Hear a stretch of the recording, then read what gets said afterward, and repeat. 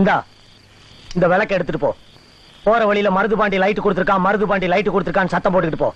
நீ வீடு போய் சேர்ற வரைக்கும் ஒரு பையன் உன்கிட்ட வரமாட்டான். இந்த விளக்கு நாளைக்கு உன் புருஷன்கிட்ட கொடுத்து விடு. நான் போயிட்டு வரேன்.